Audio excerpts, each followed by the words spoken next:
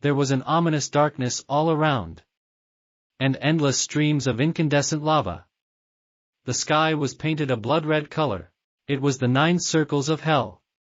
In the deepest of them, it is here that the most powerful demons gather and conduct endless bloody battles for the title of the most merciless demon. There is a battle between 2 demons of equal strength. One of them is yellow, with huge horns and a ferocious face. The second one is red, with big horns and huge fangs. In armor and with wings, he flies with the help of his mighty wings and, crashing his fist, flies into the yellow demon. The red demon delivers a crushing blow of such force that the yellow demon flies very far away. When falling, spreading everything around and crashing into the ground, suddenly, a voice was heard from the huge hole that was formed from the fall. What a disappointment! The yellow demon said and stood up. It was obvious that these blows did not cause any damage to him. I heard rumors from the 9th circle, so there were high expectations about you. But these blows are just tickling. You didn't live up to my hopes, he said, climbing out of the pit. He stood with one foot on the edge of the pit, the other foot remaining in it. It was the great and mighty demon Gargas. The red demon was the great warrior Palak. He flew up to the place where the yellow demon fell and waited for his enemy to get out. Ha, you really talk too much. These words angered the yellow demon Gargas. He shouted, who's talking a lot there? And flew into Palak with a powerful blow. The red demon flew away from the blow, breaking through the ground and forming a large pit. The yellow demon rushed to finish off his enemy. At this time, the red demon Palak rushed at his enemy from the funnel left by him after the fall. Clenching his huge fist, the red demon hit Gargas with all his might. Gargas flew away with great speed, but Palak, with the help of his wings, caught up with him on the fly and dealt such a crushing blow that the yellow demon fell into the ground. When Palak flew up to finish off his opponent, a bunch of one-eyed horned monsters attacked him. Pathetic tricks! Palak shouted and began to scatter the Cyclopes one by one. The monsters wouldn't let him pass. They hung on his legs, arms and wings. While the red demon was busy with crowds of monsters, Gargas got out of the ground, and unexpectedly attacked Palak. He tried to hit Palak with his most powerful blow with 2 hands, swinging with all his might. But the red demon managed to react and dodged the blow. Stop fooling around!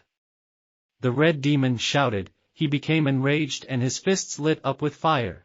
He flew at breakneck speed at Gargas, who had not expected such an attack.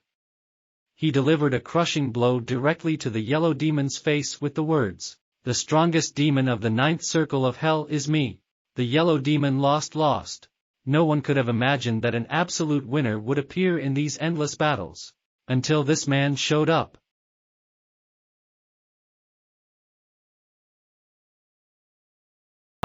A dark-haired young man sat on a magnificent throne built from the bleached bones of the 7 great demons. Although he was sitting on the throne with his eyes closed, the aura he radiated could strike anyone down. Thousands of demons were kneeling in front of him in rows, trembling in fear of his immense power. One of these demons began to slowly approach the great king. With the body of a clumsy beast covered from head to toe in crimson fur, he was 5 meters tall on 4 legs. His body was solid, almost as if carved out of stone, with a single horn on top of his head. Numerous sharp teeth protruded from the lower part of his mouth, and massive bat wings loomed on both sides. This was a typical appearance of demonic forces. The representative of the demonic forces knelt before the king on one knee.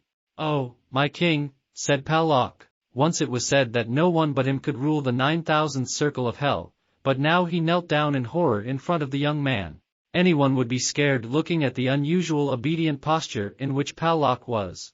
However, all the demons present here understood the fear of the Great One.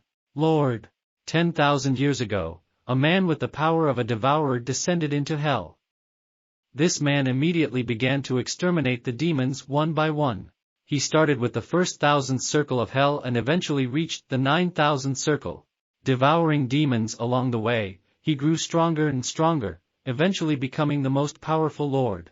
Thousands, no, tens of thousands of demons were consumed by his devouring power. and even 7 great demons who had never surpassed each other in strength fell to their knees before him. The reason for the unification of all demons is a terrible monster devouring them one by one. Even Palak, who knew no fear, could not help being terrified. "Why would you come back? Don't you already have everything you have in hell?" muttered Palak in fear, barely opening his mouth.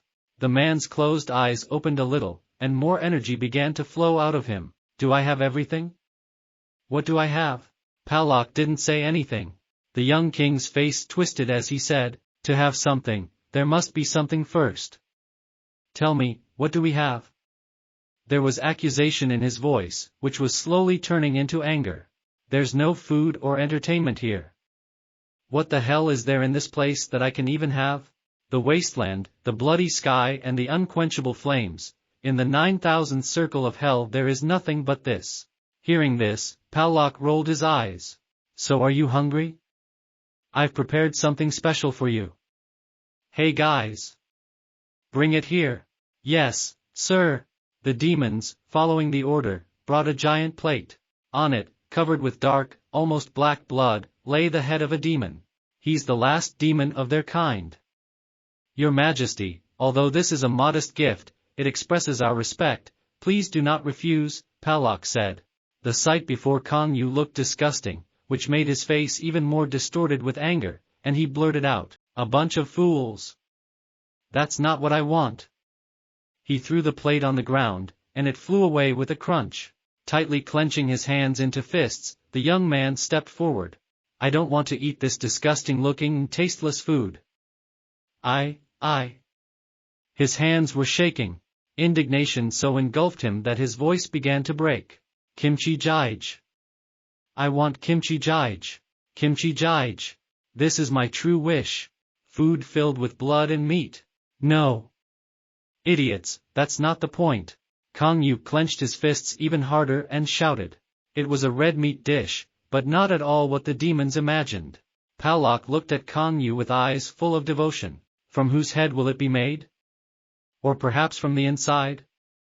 Just say the word and I'll cook it all, no matter how complicated it is." "Kimchi jjigae is something else," Kang Yu said in a plaintive voice. For the demons, food was nothing more than devouring a defeated opponent. "And you said you didn't have enough entertainment? Indeed, you have already killed all the strongest.